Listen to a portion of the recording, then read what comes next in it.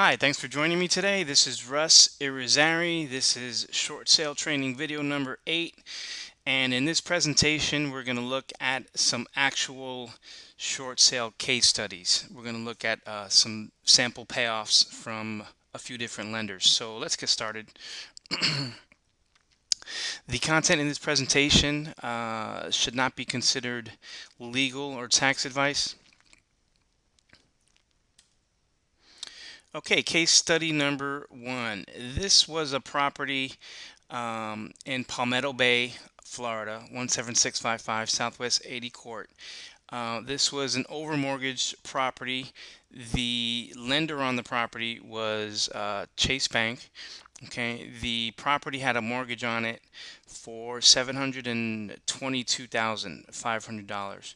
Okay, and at the end of about 4 or 5 months of working on this file, we were able to negotiate a short sale payoff of 337,741. We started this property in about, or we started working on this property in about April of 2009, and I believe it closed in October of 2009. It took about 6 months to get it done.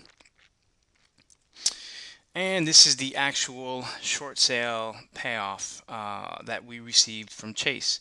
You can see here the date, October 26, 2009, and this is the actual amount of the payoff, 337,741.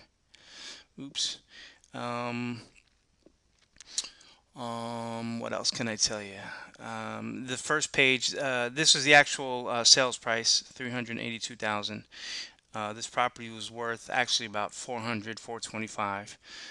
We were able to negotiate a price of 382 because this particular property did need a lot of repairs, so we were able to get a good price from the bank.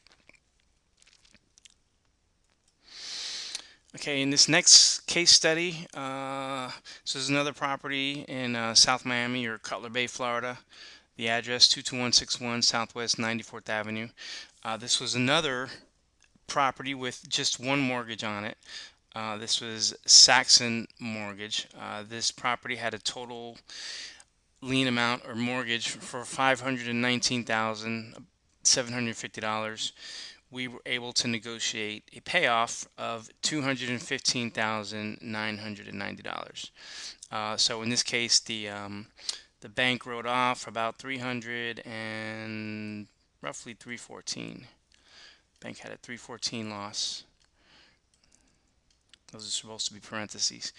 And this is the actual payoff letter from Saxon Mortgage. You can see this particular payoff letter has a little bit more detail on it. The sales price was $250,000. It had to close by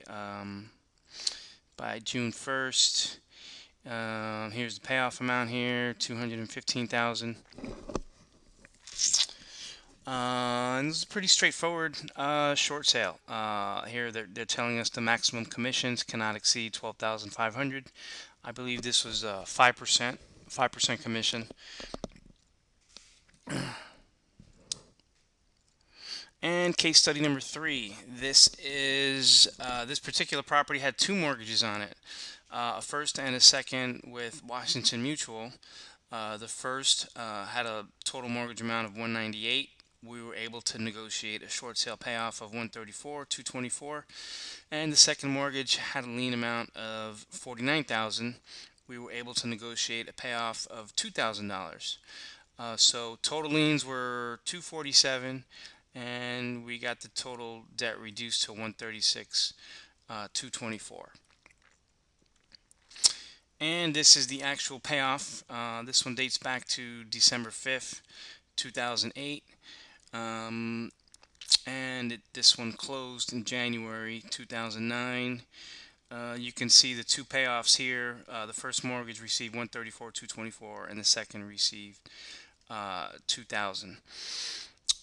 So sometimes when both mortgages are with one lender, they'll approve both payoffs on the same letter, like they did in this case. But that doesn't always work out. Sometimes if two Mortgages are with one lender, or first and second. Sometimes you get it in two separate payoff letters. But again, this was a pretty straightforward short sale, nothing too difficult, because both mortgages were with one lender. But a lot of times, what happens is when the second mortgage is with a different lender, the short sale can be a lot more difficult. But we'll get into that in a future case study. That's all we have for this presentation. For more information and details on the foreclosure process and short sales, please go to my website, shortsalemymortgage.com. Download my free report, How to Stop Foreclosure with a Short Sale. Thanks for taking the time to watch this video. We'll see you on the next one.